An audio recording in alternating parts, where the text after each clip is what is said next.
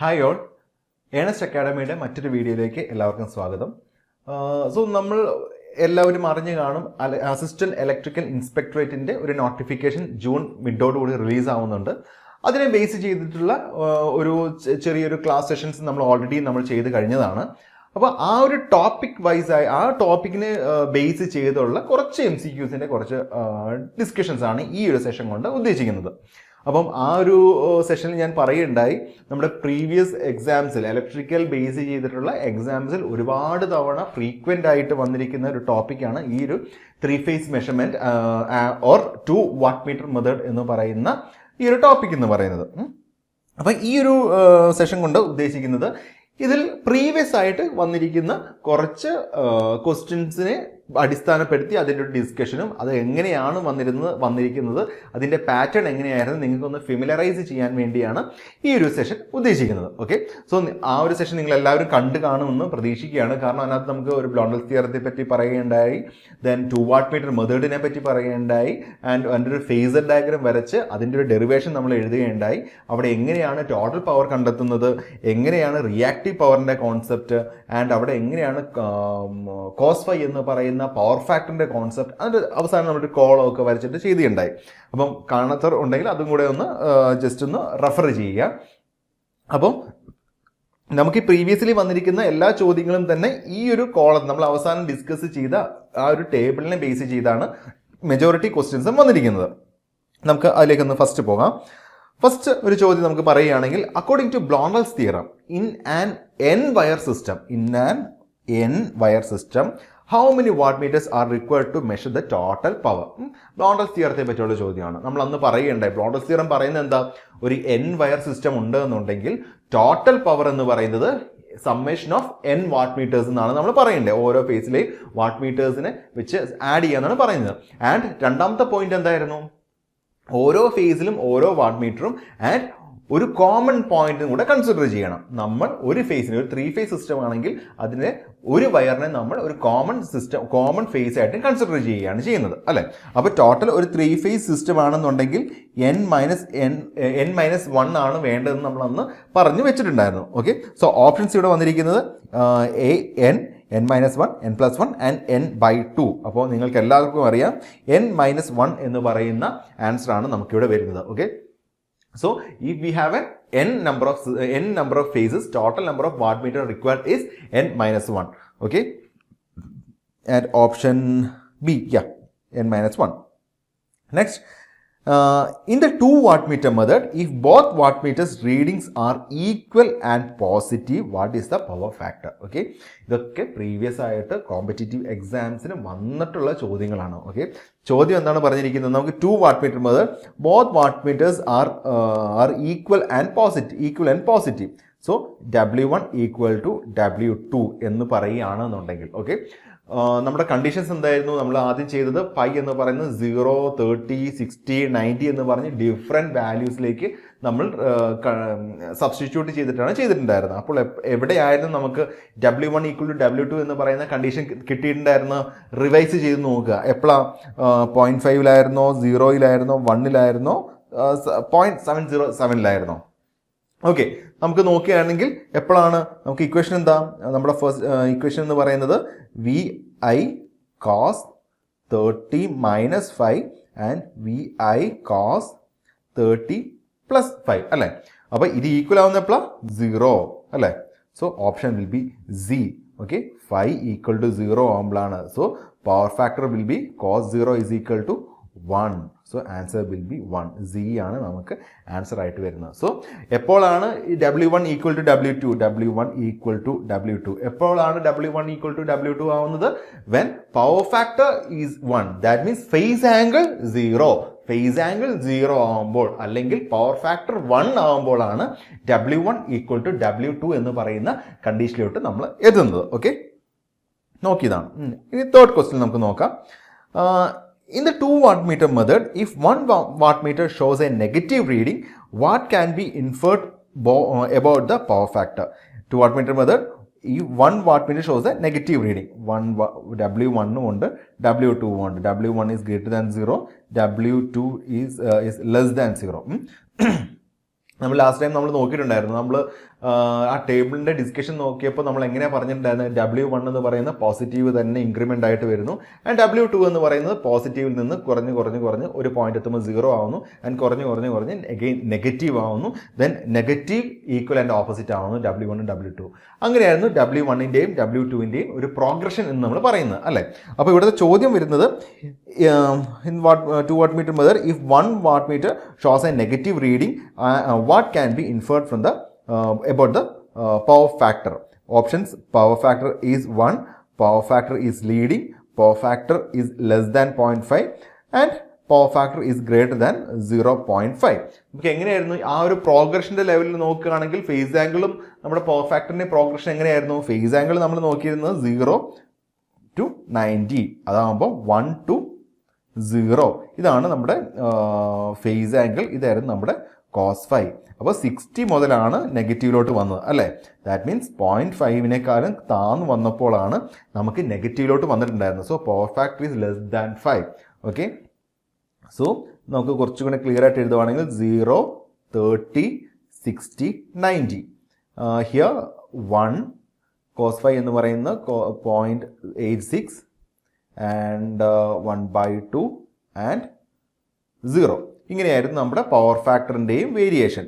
W2 എന്ന് പറയുന്നത് W1 positive and here positive 0 negative. ഇത് W1, ഇത് W2.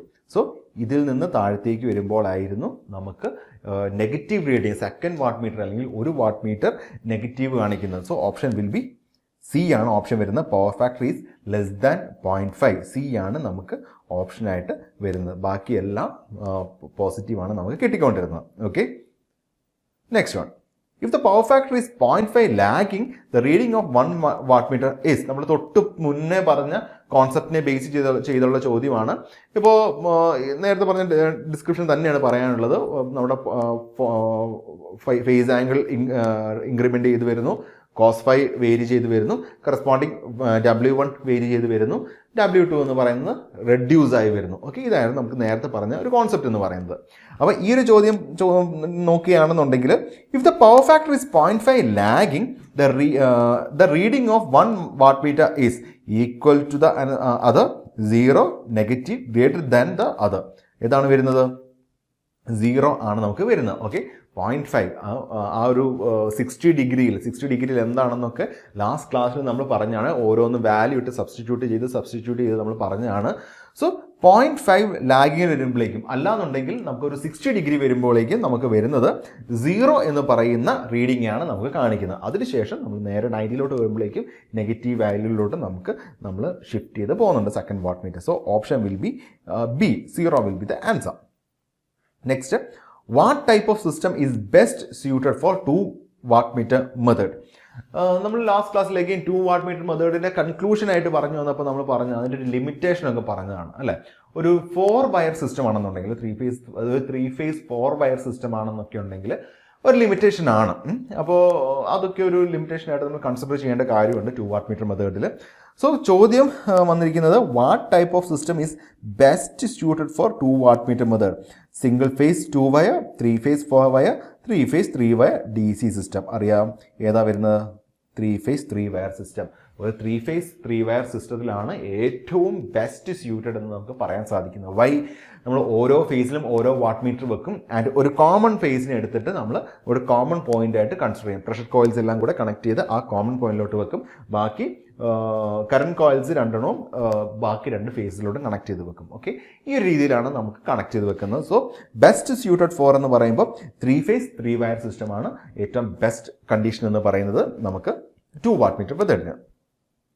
The formula for calculating total real power using 2 watt meter method. The formula for calculating the total real power for 2 watt meter ഒക്കെ അറിയാം നിങ്ങൾക്ക്, വളരെ സിമ്പിളാണ്. നിങ്ങൾക്ക് അത് തന്നെയാണ് ഈ ഒരു മെത്തേഡിൻ്റെ ഒരു കോൺസെപ്റ്റ് എന്ന് പറയുന്നത്. P is equal to W1 into W2 ആണോ? അല്ല. P is equal to W1 minus W2 ആണോ? അല്ല. P is equal to √3 W1 minus W2 ആണോ? അല്ല. Then P is equal to W1 plus W2. W1 plus W2 ആണ് നമുക്ക് answer വരുന്നത്. Answer will B D. ഇതാണ് ടോട്ടൽ. അതാണ് ബ്ലോൺലെസ് theorem പറഞ്ഞിട്ടുണ്ടെന്ന് സമ്മേറ്റ് ചെയ്യുക. Okay, W1 plus W2. And next question, The reactive power Q in the 2 wattmeter method is given by 2 wattmeter മെത്തേഡിലെ reactive power. അതും നമ്മൾ discuss ചെയ്തപ്പോൾ നമ്മൾ പറഞ്ഞത് അല്ലെ, എങ്ങനെയാണ് കണ്ടെത്തുന്നതെന്നൊക്കെ നമ്മൾ പറഞ്ഞതായിരുന്നു. Q will be നമ്മൾ ഡിഫറൻസ് എടുക്കുക. Reactive power will be √3 W1 minus W2. So option will be B. Option will be B. Q is equal to √3 into W1 minus W2. ഇതാണ് റിയാക്റ്റീവ് പവറിന്റെ ഒരു ഇക്വേഷൻ എന്ന് പറയുന്നത്. Next, if 2 wattmeters reads 6 kilowatt and minus 2 kilowatt, the total power and power factors are. നമുക്കിപ്പം ഒരു 2 wattmeter method ആണ്. P1 എന്ന് പറയുന്നത് 6 കിലോവാട്ട് നമുക്ക് തന്നിട്ടുണ്ട്, ആൻഡ് P2 എന്ന് പറയുന്നത് -2 കിലോവാട്ട് തന്നിട്ടുണ്ട്. Okay, total power and power factor. Okay, total power and power factor എളുപ്പമാണ് അല്ലേ. നമുക്ക് just P1 plus P2 that means 6 minus 2 that means 4 ഇവിടെയുണ്ട്, ഡിയിലുണ്ട്, സിയിലുമുണ്ട്. ഓക്കെ, അപ്പോൾ നമുക്ക് ബി അല്ല. ഇനി നമുക്ക് പവർ ഫാക്ടറാണ് കണ്ടെത്തേണ്ടത്. അത് കുറച്ച് ഹെക്ടിക്കാണ്. പക്ഷേ അപ്പോൾ നമുക്ക് മറ്റൊരു കോൺസെപ്റ്റ് നമുക്ക് ഇവിടെ നോക്കാം. കാരണം എന്താ, നെഗറ്റീവിലോട്ട് നമുക്ക് വരുന്നുണ്ട് അല്ലേ, നെഗറ്റീവിലോട്ട് വരുന്നുണ്ട്. ഈക്വൽ ആൻഡ് ഓപ്പോസിറ്റും അല്ല. ഈക്വൽ ആൻഡ് ഓപ്പോസിറ്റ് ആയിരുന്നു എന്നുണ്ടെങ്കിൽ നമുക്ക് എന്ത് പറയാൻ പറ്റിയേനെ, 90 ഡിഗ്രി എന്ന് പറയും ആൻഡ് 0 എന്ന് പറയാൻ പറ്റിയേനെ. അതുകൊണ്ട് അതല്ല, ഒരിക്കലും യൂണിറ്റി അല്ല. യൂണിറ്റി ആണെങ്കിൽ ഈക്വൽ ആണ് വരുന്നത്. പവർ ഫാക്ടർ 0.6 30 ഡിഗ്രി എന്ന് പറയുമ്പോൾ പോസിറ്റീവ് ആണ് വരുന്നത് അല്ലേ. അപ്പോൾ പോസിറ്റീവ് അല്ല, അപ്പോൾ ഇതുമല്ല. നമുക്ക് ഓപ്ഷൻ വരിക സി ആണ്. നമുക്ക് ഓപ്ഷൻ വരിക ലാഗിങ് വിത്ത് power factor less than 0.5. Okay, so നമ്മുടെ ആ ഒരു ടേബിളിനെ അടിസ്ഥാനപ്പെടുത്തി പെട്ടെന്ന് നിങ്ങൾക്ക് പറയാൻ സാധിക്കും. യൂണിറ്റി ആയിരുന്നുണ്ടെങ്കിൽ ഇപ്പോൾ 4 കിലോവാട്ട് നമുക്ക് ഡയറക്റ്റ്ലി കിട്ടും. പവർ ഫാക്ടറാണ് നിങ്ങൾക്ക് നെക്സ്റ്റ് ഒരു ചോദ്യം വരുന്നത്. യൂണിറ്റി ആയിരുന്നെങ്കിൽ എങ്ങനെ ഉണ്ടായിരുന്നേ, W1 ഈക്വൽ ടു W2 ആണ്, പക്ഷെ അല്ല. സോ നമുക്ക് എലിമിനേറ്റ് ചെയ്യാൻ സാധിക്കും. 8 കിലോവാട്ട് ഓൾറെഡി എലിമിനേറ്റ് ചെയ്ത് കളഞ്ഞു. നെക്സ്റ്റ് വരുന്നത് പവർ ഫാക്ടർ 0.866 √3/2 ടൈംസ്. √3/2 എന്ന് പറയുമ്പോൾ 30 ഡിഗ്രിയാണ് വരുന്നത്. സോ അത് എന്ന് പറയുന്നത് രണ്ടും പോസിറ്റീവ് ആയിരുന്നു ഉണ്ടായിരുന്നത്. സോ അതുമല്ല, ഇവിടെ പറഞ്ഞ നെഗറ്റീവ് ആണ്. നെക്സ്റ്റ് ഓപ്ഷൻ വരുന്നത് ലാഗിങ് വിത്ത് പവർ ഫാക്ടർ ലെസ് ദാൻ 0.5. പിന്നെ നെഗറ്റീവ് വരുമ്പോൾ തന്നെ നമുക്കറിയാം ഒന്നില്ലെങ്കിൽ 60 അല്ലെങ്കിൽ 90ക്ക് ഇടയിലാണ്. അപ്പോൾ ഈ ഒരു ഓപ്ഷൻ തന്നെയാണുള്ളത്, ലാഗിങ് വിത്ത് പവർ ഫാക്ടർ ലെസ് ദാൻ 0.5 എന്ന് പറയുന്ന ഓപ്ഷൻ മാത്രമാണ് നമുക്കിവിടെ ഫേവറബിൾ ആയിട്ട് ഉള്ളത്. So, option will be C. Next question. In a balanced 3-phase system, 2 wattmeter readings 5 kilowatt and 2 kilowatt. Calculate the total power and the power factor of the load. Okay, ഇതും നമ്മൾ നേരത്തെ പറഞ്ഞ same ഒരു concept തന്നെയാണ്. ഇപ്പോൾ 5 kilowatt ഉണ്ട്, 2 kilowatt ഉണ്ട്. Okay, total power എന്ന് പറയുന്നത് 7 ആണ്. ഇനി പവർ ഫാക്ടർ കണ്ടെത്തണം. ഇതൊരിക്കലും നമുക്ക് അല്ലാതെ കണ്ടെത്താൻ പറ്റില്ല, ഇക്വേഷൻ വഴി മാത്രമേ കണ്ടെത്താൻ പറ്റുള്ളൂ. അപ്പോൾ cos ഫൈയുടെ അല്ലെങ്കിൽ പവർ ഫാക്ടറിൻ്റെ ഇക്വേഷൻ എന്തായിരുന്നു, cos of tan inverse √3 P1 minus P2 by P1 plus P2. Okay, substitute ചെയ്തേ നമുക്ക് ചെയ്യാൻ സാധിക്കുള്ളൂ. എനിക്കൊന്ന് അത് UPSC ഗേറ്റിൻ്റെ എന്തോ ക്വസ്റ്റ്യൻ ആയിരുന്നു എൻ്റെ ഓർമ്മ. സോ ഡയറക്റ്റ്ലി സബ്സ്റ്റിറ്റ്യൂട്ട് ചെയ്യുക. നമുക്ക് കോസ് കണ്ടെത്തണം. tan ഇൻവേഴ്സ് √3 P1 P2 തന്നിട്ടുണ്ട്. സോ ഡയറക്റ്റ്ലി സബ്സ്റ്റിറ്റ്യൂട്ട് ചെയ്യുമ്പോഴേക്കും നമുക്ക് ഏകദേശം അറൗണ്ട് 77 വാല്യൂ എന്ന് പറയുന്ന ഒരു വാല്യൂലോട്ട് കിട്ടും.